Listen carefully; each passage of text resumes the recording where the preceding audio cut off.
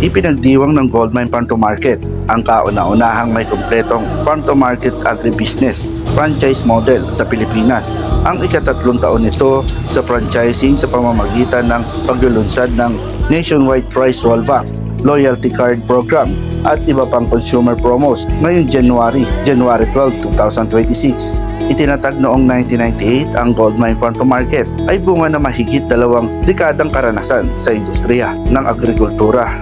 Mayroong itong modelong sumasaklaw sa buong supply chain mula sa pagtatanim, paggiling hanggang direktang distribusyon na layong maghatid ng abot-kayang dekalidad ng bigas sa mga pamilyang Pilipino sa pamamagitan ng pagtanggal sa mga middlemen. Ayon kay Goldmine President at Chief Executive Officer na si Orlando Orly Manuntag, mahalaga ang ganitong sistema upang maprotektahan ang maliliit na magsasaka laban sa pabago-bagong presyo sa merkado at masiguro ang tuloy-tuloy na kita ng kanilang mga pamilya. Sa pamamagitan ng kanilang farm-to-market approach, patuloy na inuugnay ng Goldmine ang mga lokal na magsasaka, pandaigdigang pamantayan ng kalidad kasabay ng pagpapalawak ng kanilang franchising network. Sa Unang-una, nagpapasalamat kami sa Panginoon Diyos dahil sa ngayon patuloy na maraming tumatangkilik sa Goldmine Farm to Market. We are now 25 stores nationwide dito sa Luzon particularly. So we are now on our expansion para tuloy-tuloy at marami kaming mga ngayon na inquiries na gustong mag-set up at mag-franchise po sa Goldmine Farm to Market. Meron tayong mga contract farmers natin na tinutulungan natin mula doon sa kanilang binhi, sa kanilang abono, fertilizer at hanggang magkaroon tayo ng pag-harvest, sinusuportahan niya ng Goldmine Farm to Market na hindi sila lugi, hindi nila mararamdaman na sila ay binabarat ng mga palay traders. So ang Goldmine Farm to Market laging tumuhanda at tumulong sa kanila para iangat ang antas ng kanilang kabuhayan.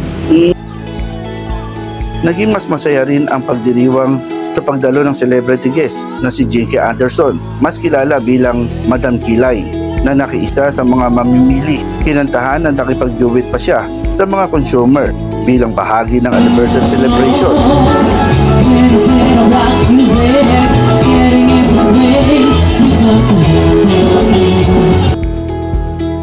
Kasabay ng paglago ng negosyo, isinusulong din ng Goldmine ang advokasya sa edukasyon sa pamamagitan ng kanilang Corporate Social Responsibility Program. Sa ilalim ng Goldmine Scholarship Program, bahagi ng bawat binibiling bigas sa lahat ng Shanghai ay inilalaan para sa mga edukasyon ng mga Second year na po ako ngayon.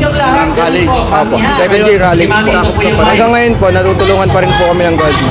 Maraming salamat po. Unang-una po kay Ma'am Haina, Sir Orly, sa buong pamilya nila, sa Goldmine Farm to Market po. Ano po, masaya po at malaking tulong po ito lalo na po sa pag-aaral ko po. Claire Joy Abasola po. Taga Cavite po. Magkakasama po kami. Sobrang laking tulong po ng Goldmine Farm to Market sa amin pong mga kabataan sa Doña Foundation po. Kasi sila po yung nakakatulong sa aming pamilya namin po. Early at saka ni Ma'am Haina, maraming salamat po dahil ako po ay nabigyan bilang isang scholar na sana po ay patuloy niyo po kaming suportahan at talagang maniwala po kayo sa amin na kami po ay makakaya namin hanggang dulo. Sa ikatlong taon nito sa franchising, patuloy na pinatutunayan ng Goldmine Farm to Market na posibleng balansing pagunlad kung saan sabay na napangangalagaan ng kapakanan ng magsasaka, mamimili at maganda yung service nila at saka happy anniversary sa Goldmine, third years. Ay po, yun lang po. Okay. Ito si Buboy Patriarca, nag-uulat.